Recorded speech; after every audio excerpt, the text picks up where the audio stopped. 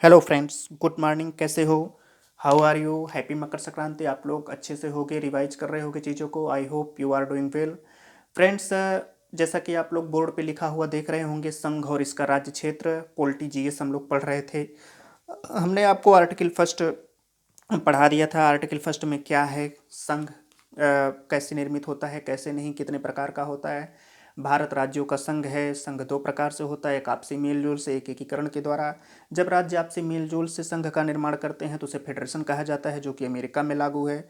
इसमें राज्यों को अलग होने का अधिकार होता है, राज्य अलग हो सकते हैं। लेकिन जब एकीकरण के द्वारा संघ निर्मित होता है तो उसमें राज्यों को अलग होने का कोई भी अधिकार नहीं होता। भारत राज्यों का अविभाज्य संघ है, अर्थात भारत ने राज्यों का निर्माण किया है और अमेरिका में राज्यों ने मिलकर अमेरिका का निर्माण किया है। तो यहाँ तक हमने बता दिया था। भारत में ये भी बताया था कि किसी भी राज्य को संघ से अलग होने का कोई भी अधिकार नहीं है। यहाँ तक हमने बकायदा आपको पढ़ा दिया था, अनुच्छेद 1 क्लियर कर दिया था। अब हम अनुच्छेद 2 पे चलते हैं। लेकिन फ्रेंड्स, वीडियो के अंत तक बने रहेंगे तो आप ही को फ़ायदा होगा। स्किप करके बीच में मत भागिएगा। और दूसरा, आपसे हम्बल रिक्वेस्ट है कि जितने लोग चैनल पर नए हैं, लाइक शेयर सब्सक्राइब करना ना भूलें, ताकि आप लोग बेहतरीन ढंग से चीज़ों को सीख सकें, बेहतरीन ढंग से अच्छे से कर सकें। और अगर आपके द्वारा एक लाइक शेयर सब्सक्राइब मिल जाता है तो हमारे लिए बहुत मोटिवेट पावर मिल जाता है। फ्रेंड्स, हम लोग आगे चलते हैं। आर्टिकल 2 भाग 1, संविधान के भाग 1 में संघ और इसका राज्य क्षेत्र का वर्णन किया गया है। संघ और इसके राज्य क्षेत्र का मतलब कि संघ क्या है, संघ कैसे बनता है, राज्य क्या है, राज्य भारत में कैसे बनेंगे, राज्यों की सीमा क्या होगी, संघ का पावर क्या होगा, राज्य का आकार क्या होगा, राज्य कैसे इसमें प्रवेश पाएंगे, कौन से राज्य रहेंगे, कौन से राज्य नहीं रहेंगे, ये सब बातें अनुच्छेद 1 से लेकर के 4 तक में वर्णन किया गया है। तो अनुच्छेद 2 हम चलते हैं। अनुच्छेद 2 में कहा गया है कि संसद को यह शक्ति दी गई है कि वह संसद विधि द्वारा, ठीक है, ऐसे निबंधनों और शर्तों पर जो उसको ठीक लगे नए राज्यों की स्थापना या प्रवेश कर सकेगी। ठीक है, यहाँ पर वही है, संसद को यह शक्ति दी गई है कि संसद विधि द्वारा ऐसे निबंधनों और शर्तों पर जो वह ठीक समझे संघ में नए राज्यों का प्रवेश या उनकी स्थापना कर सकेगी।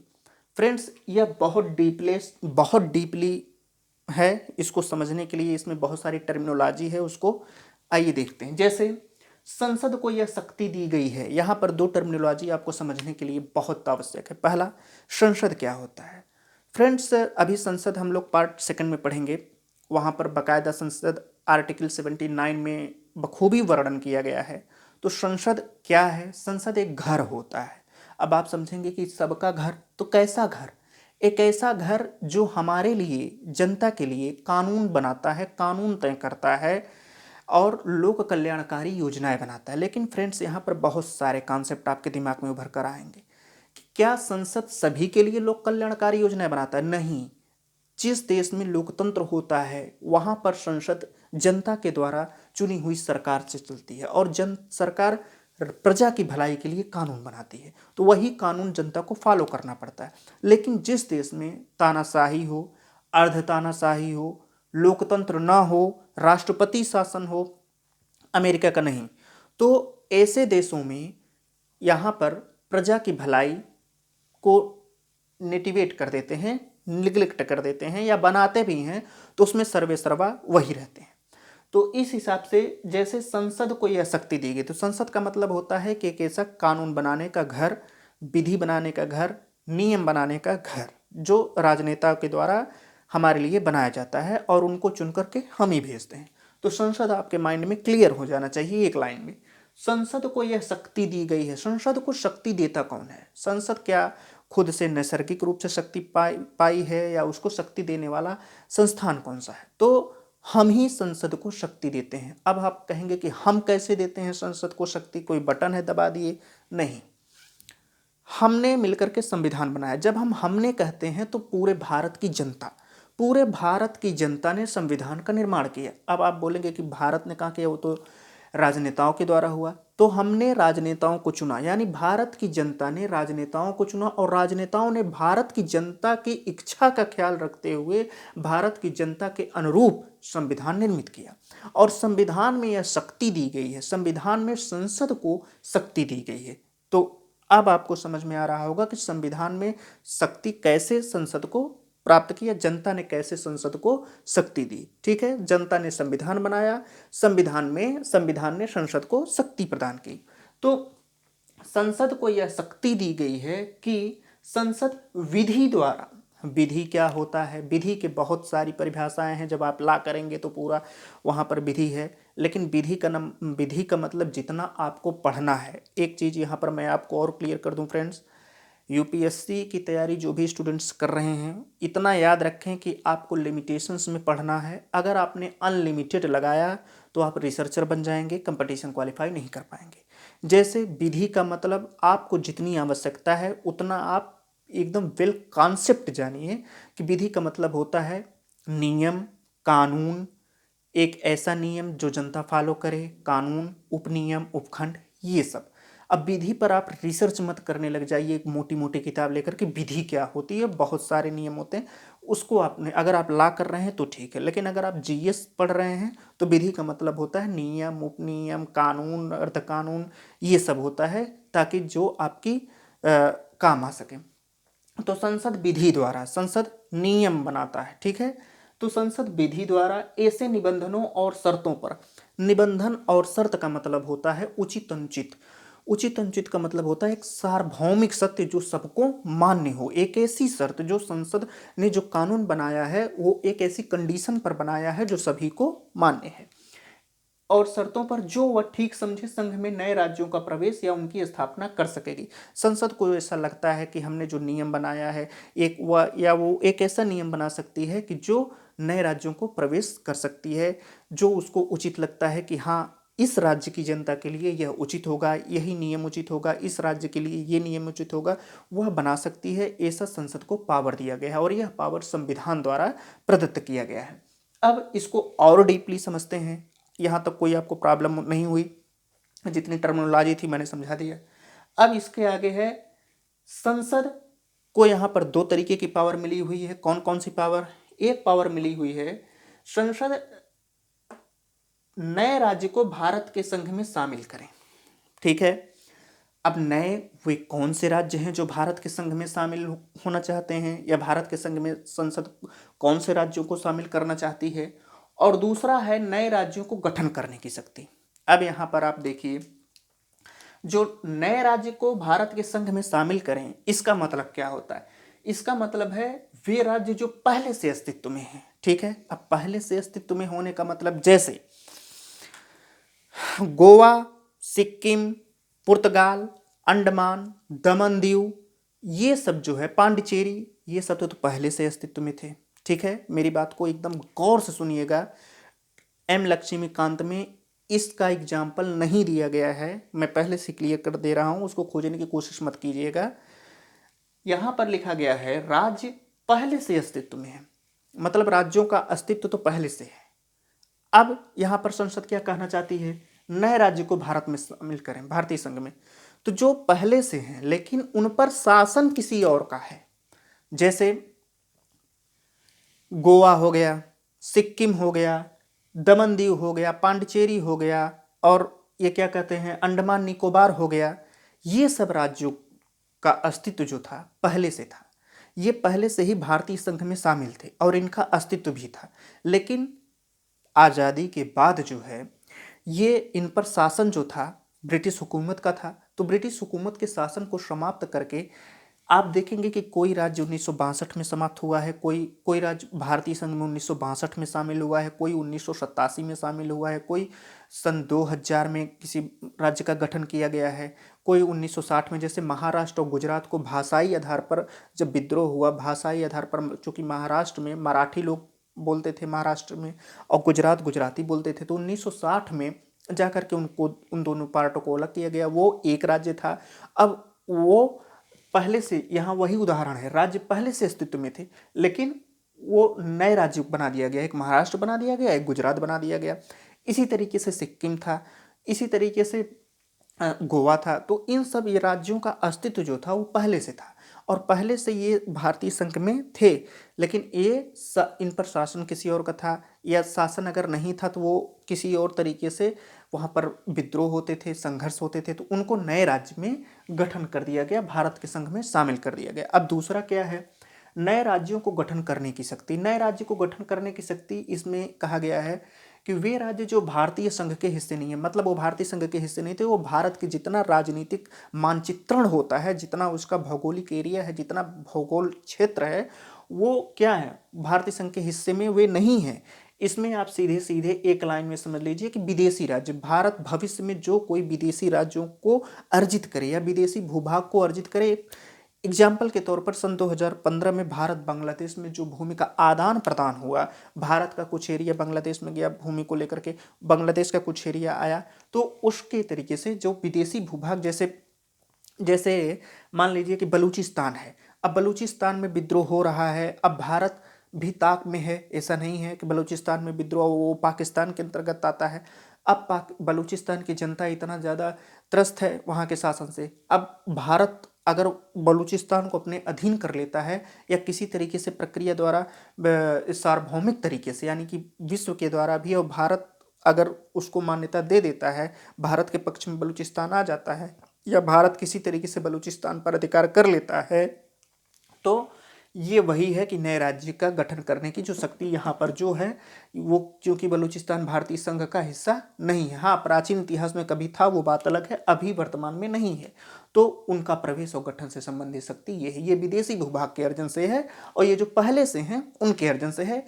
ये पूरा आपका आर्टिकल 2 था। उम्मीद करता हूँ कि आपको पूरी तरीके से समझ में आ गया होगा। जहाँ भी ना समझ में आया होगा आप लोग बेफिक्र होकर के खुल करके पूछिएगा, कोई वो बात नहीं है। अगर नहीं समझ में आया होगा तो आगे के आर्टिकल आपको समझ में नहीं आएंगे, पूरे कंपटीशन के दौरान पोल्टी नहीं समझ पाओगे। इसलिए पोल्टी में बहुत ही हर सब्जेक्ट में टर्मिनोलॉजी और उसके कथन पर विशेष ध्यान दो। अब तीसरे आर्टिकल को है, तीसरा आर्टिकल क्या है, तीसरा आर्टिकल है भारतीय संघ में नए राज्यों का निर्माण या वर्तमान राज्यों में परिवर्तन से संबंधित। इसका मतलब क्या है, ये आर्टिकल एम लक्ष्मीकांत में भी आप पढ़ेंगे हर किताब में, राज्यों के पुनर्गठन से संबंधित है। इसको आप ब्रैकेट में लिख लीजिएगा, यहां पर मैंने नहीं लिखा, भूल गया, राज्यों के पुनर्गठन से संबंधित आर्टिकल। राज्यों का पुनर्गठन से संबंधित आर्टिकल कौन सा है, आर्टिकल 3 है। 3 क्या है, भारतीय संघ के नए राज्यों का निर्माण या वर्तमान राज्यों में परिवर्तन से संबंधित। अब इसकी हम लोग पढ़ेंगे धारा, हम पढ़ेंगे पॉइंट, धारा नहीं। क्या है, किसी राज्य से उसका राज्य क्षेत्र अलग करके, देखिए नए राज्यों का निर्माण कैसे हो सकता है इस पर विधिवत अध्ययन किया गया है। किसी राज्य से उसका राज्य क्षेत्र अलग करके, या दो से अधिक राज्यों को या राज्यों के भागों को मिलाकर, या किसी राज्य क्षेत्र को किसी राज्य के भाग के साथ मिलाकर नए राज्य का निर्माण कर सकेगी। कौन कर सकेगा, संसद। अब हम एक एक पॉइंट पे आते हैं। किसी राज्य से उसका राज्य क्षेत्र अलग करके, बेस्ट एग्जांपल आप लोग बता सकते हैं, झारखंड का निर्माण कैसे हुआ, उत्तर प्रदेश से उत्तराखंड सन 2000 में कैसे अलग हुआ, बेस्ट एग्जांपल। ये पूरा लाइन समझ में आ गया होगा आप लोगों को। आप लोग एग्जांपल के साथ पढ़ेंगे ना तो बहुत अच्छे से समझ में आएगा। उत्तर प्रदेश और उत्तराखंड एक था, सन 2000 में उत्तर प्रदेश से उत्तराखंड को अलग कर दिया गया, यानी उत्तर प्रदेश से उसका राज्य क्षेत्र अलग कर दिया गया और उसका नाम उत्तराखंड रख दिया गया। ठीक, ये क्लियर। दो या दो से अधिक राज्यों को मिला दो। अगर वो राज्य छोटे छोटे हैं तो उनको मिला करके एक राज्य बना दो। ठीक, राज्यों, दो या दो से अधिक राज्यों को मिलाओ, या राज्यों के भागों को मिलाकर, दो राज्य बहुत बड़े हैं जैसे राजस्थान, यूपी। अब अभी ये बताते हैं कि ऐसा किया क्यों जाता है, तो इनके भागों को मिला दो आप, कुछ भागों को काट के कुछ भागों को मिला दो। जैसे 6-7 जिले राजस्थान से ले लो जो उत्तर प्रदेश से सटे होते हैं, 3-4 जिले मध्य प्रदेश से ले लो, 2-4 जिले यूपी से ले लो, इनको आपस में मिला दो, एक स्टेट का नाम रख दो। ये क्या हो गया, ये इस तरीके का। तो या किसी राज्य क्षेत्र को किसी राज्य के भाग के साथ मिलाकर नए राज्य का निर्माण कर सकेगी। किसी राज्य क्षेत्र को किसी राज्य के भाग के साथ। अब किसी राज्य क्षेत्र को, कोई राज्य क्षेत्र है, किसी राज्य क्षेत्र का मतलब होता है किसी राज्य का क्षेत्र, किसी राज्य का जमीन, किसी राज्य की जगह, किसी राज्य की भौगोलिक राजनीतिक सीमा। तो राज्य क्षेत्र को किसी राज्य के अन्य राज्य के भाग के साथ मिलाकर नए राज्य का निर्माण कर सकेगी। यहां तक समझ में आ गया आप लोगों को। अब दूसरा कैसे कर सकेगी, किसी राज्य क्षेत्र को बढ़ा सकेगी। अगर छोटा सा राज्य है जैसे सिक्किम है, अब उसको बढ़ा दिया, उसके राज्य क्षेत्र को थोड़ा बढ़ा दिया, ये हो गया। किसी राज्य क्षेत्र को घटा सकती है, राजस्थान है उसके राज्य क्षेत्र को घटा दिया थोड़ा, यूपी है उसके राज्य क्षेत्र को घटा दिया थोड़ा। किसी राज्य की सीमाओं में परिवर्तन कर सकेगी। कोई राज्य है उसका सीमा बहुत बड़ा है, कई राज्यों से मिलता है, व्यापार में दिक्कत होती है, इस वजह से उसके राज्य की सीमा को थोड़ा सा घटा दिया। 5 राज्य की सीमा जहाँ मिलती थी 2 राज्यों की सीमा से मिलने लगी।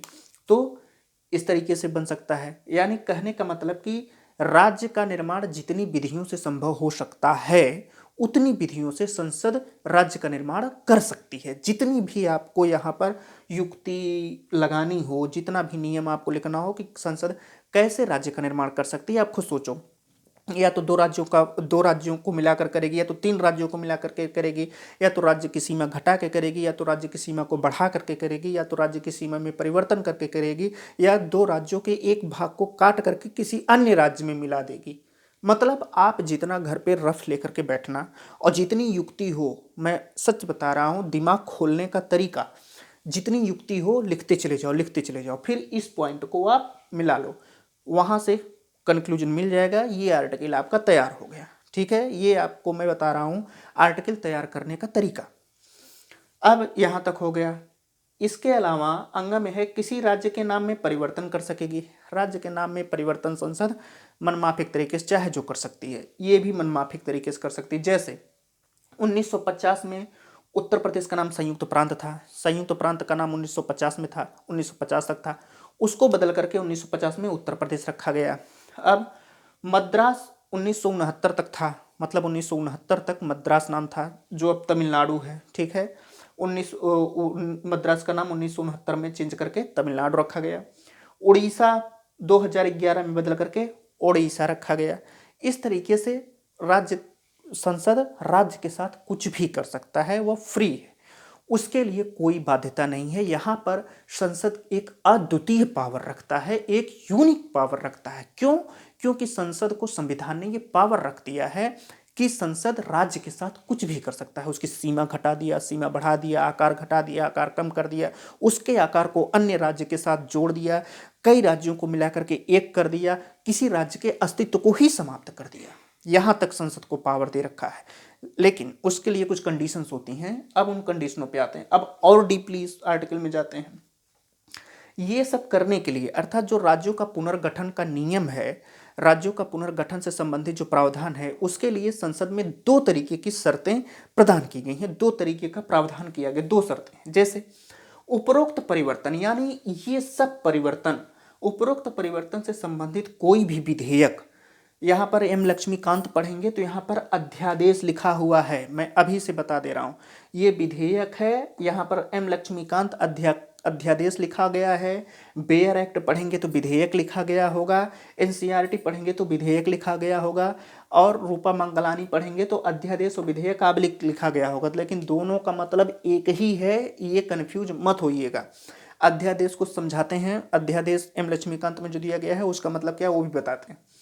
उपरोक्त परिवर्तन से संबंधित कोई विधेयक राष्ट्रपति की पूर्व मंजूरी के बाद ही संसद में पेश किया जा सकता है। अर्थात अगर राज्य में परिवर्तन करना होगा या राज्य का निर्माण, उसकी सीमा घटाना बढ़ाना कुछ भी करना होगा, तो उसके लिए सबसे पहले क्या प्रावधान होता है, एक विधेयक लाना होगा। और विधेयक कहाँ से संबंधित होना चाहिए, उस राज्य की सीमा से जिसका निर्माण किया जा रहा है, जो संलग्न है वहां से, तो विधेयक आना चाहिए। और वो विधेयक तभी आएगा जब उस पर राष्ट्रपति अपनी संस्तुति दे दे, अर्थात राष्ट्रपति कह दे हाँ विधेयक अब आप ला सकते हैं, तो विधेयक आ गया। विधेयक के बाद उसको जो है किसी भी सदन में, चाहे राज्यसभा चाहे लोकसभा, कहीं भी उसको आप पेश कर सकते हैं। ठीक है, तो इसके बाद संस्तुति से पूर्व जब विधेयक पेश कर दिया गया, वही संस्तुति है। राष्ट्रपति उस विधेयक को संबंधित राज्य के विधानमंडल का मत जानने के लिए भेजता है। एक समय सीमा राज्य के विधानमंडल को दे दी जाती है कि आप इस समय सीमा के भीतर अपने विचार को प्रकट कीजिए कि आपका विचार क्या है, बस वो नाम मात्र का होता है। इसके बाद राज्य सरकार वहां पर कुछ भी नहीं कर सकती। जैसे अगर को किसी राज्य को लगता है कि हमारा राज्य अगर अलग हो गया, कुछ क्षेत्र घट गया, तो हमारा राज्य की आमदनी कम हो जाएगी, उसका भौगोलिक सीमा कम हो जाएगा, आकार घट जाएगा, तो हम विरोध करेंगे। तो विरोध का कोई मतलब नहीं है।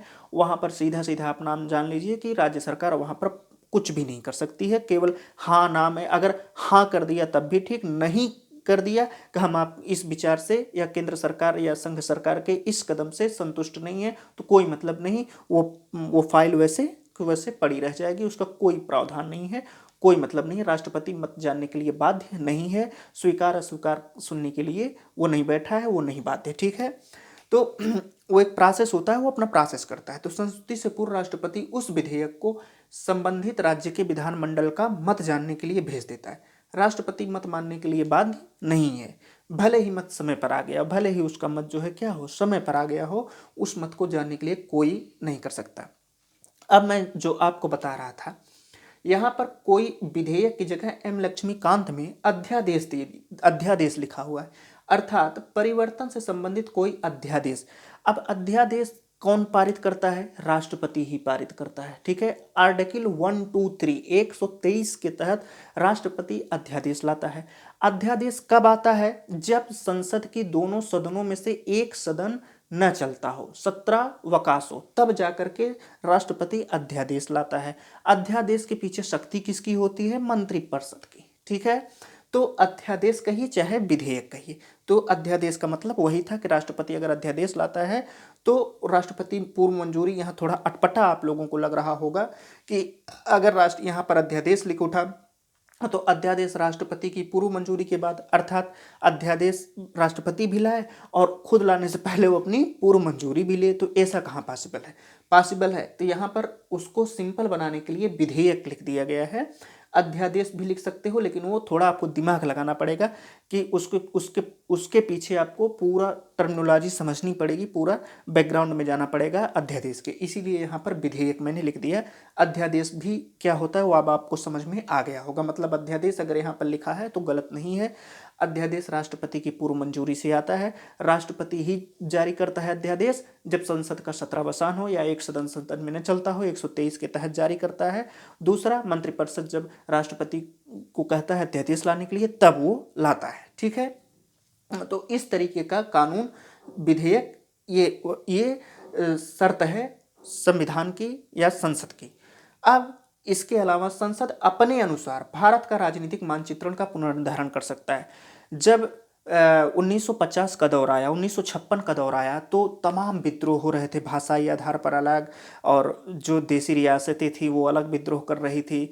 तो इसके बाद कुछ राज्यों को 4 भाग में डिवाइड कर दिया गया था। जैसे कुछ जो है भारत में मिलना चाहते हैं तो वो सीधे सीधे आ जाएं।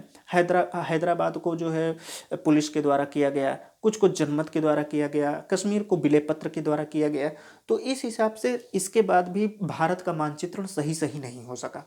तो वल्लभ भाई पटेल ने कहा कि जब भारत का हमारा सर्वा उद्देश्य क्या है? भारत के मानचित्र को एक बहुत ठोस आकार देना, एक बहुत ही अच्छे तरीके से उसको निरूपित करना, खाका खींचना। तो इसीलिए अगर संसद को ऐसा लगता है कि भारत के मानचित्र में कोई गड़बड़ी है, मानचित्र में कोई गड़बड़ी का मतलब ये नहीं कि कागज में लेकर के आप बैठ जाओ उसको सही करो। मानचित्र में गड़बड़ी का मतलब कि अगर संसद को लगता है कि ये सीमा हम कब्जा कर लें, अर्थात पाक ऑक्युपाइड कश्मीर जो अब अभी भी भारत का हिस्सा है, लेकिन उस पर पाकिस्तान लोग कहते हैं, पाकिस्तान अपना मानता है। भारतीय संसद को लगता है कि ये अब हम लेके रहेंगे, या बलूचिस्तान हम लेके रहेंगे, तो यहाँ पर राजनीतिक मानचित्रण का मतलब वो है, ठीक है, कि हम अगर किसी राज्य को अपने अधीन करना चाहें, अधिग्रहित करना चाहें, तब हम मानचित्र का निर्धारण करेंगे, तब हम मानचित्र नए तरीके से जारी करेंगे।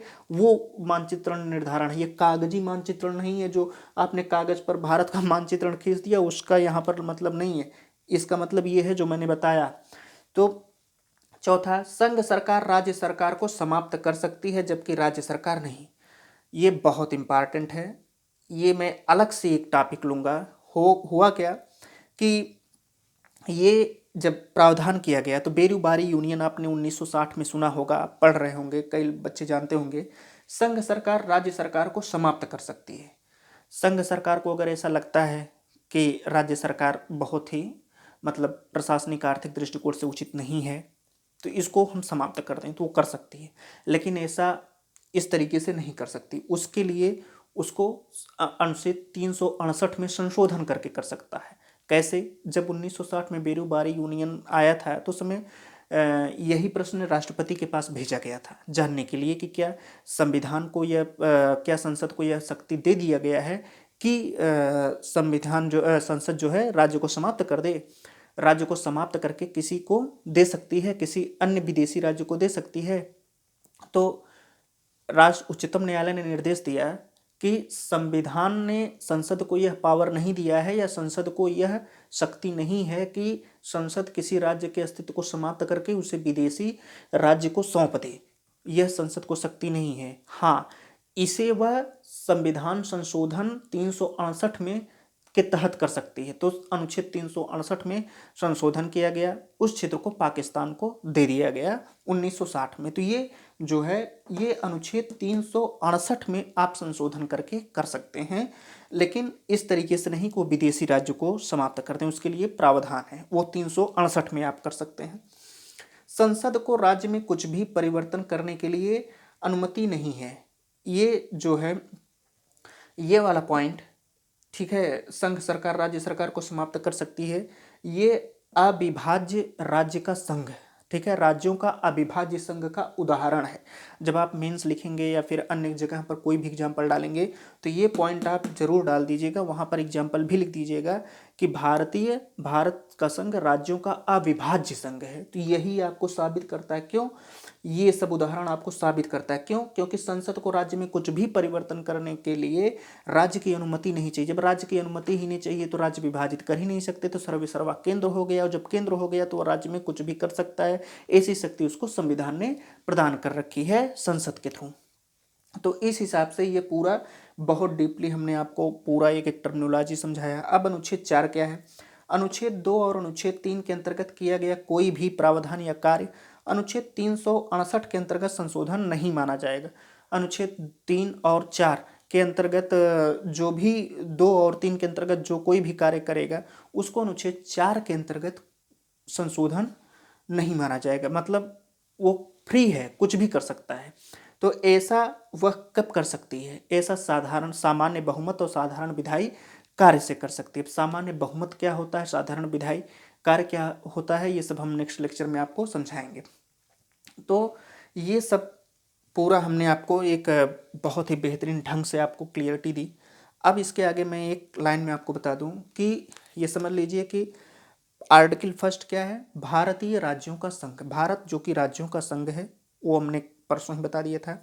दूसरा, संसद राज्यों का निर्माण से संबंधित कोई भी कानून बना सकती है, राज्यों का निर्माण कर सकती है, जो उसको उचित लगे वह भारतीय संघ में प्रवेश कर सकेगी। ये ठीक है, संसद को ये शक्ति है। अनुच्छेद 3 वेरी इंपॉर्टेंट, क्यों? क्योंकि संसद को ये विशेष पावर है कि राज्यों को वो कुछ भी कर सकती है, राज्य में परिवर्तन कर दे, सीमा घटा दे, बढ़ा दे, आकार घटा दे, कई राज्यों को मिला करके एक राज्य बना दे, कई राज्यों के भाग को घटा करके एक राज्य बना दे, नए राज्य को कहीं और सम्मिलित कर दे, ठीक है, कुछ भी कर सकती है और पूरे भारत का मानचित्रण कर सकती है। तो इसलिए ये पूरा आर्टिकल आपका खत्म हुआ। आर्टिकल फर्स्ट से लेकर के 4 तक पूरा वेल कंप्लीट हुआ। अब नेक्स्ट लेक्चर पर हम क्या कराएंगे आपको बता दे रहे हैं, आप पढ़ करके आइएगा। नेक्स्ट लेक्चर पे राज्यों के गठन, राज्यों के पुनर्गठन से संबंधित कमेटी कौन सी थी, कौन कौन से राज्य कब कब गठित हुए, ठीक है, ये जो उदाहरण है ये सब वहाँ पर मैं कराऊंगा। इसके बाद इस पर अनसॉल्व पेपर में सॉल्व कराऊंगा। ये आपका पार्ट फर्स्ट खत्म हो जाएगा। फ्रेंड्स, इतना पढ़ाने के बाद नेक्स्ट लेक्चर पर हम लोग मिलेंगे, लेकिन आपसे हम्बल रिक्वेस्ट अंत में वही कि आप लोग से जितना हो सके सब्सक्राइब जी भर के करें, उसको शेयर करें, औरों से सब्सक्राइब करवाएं।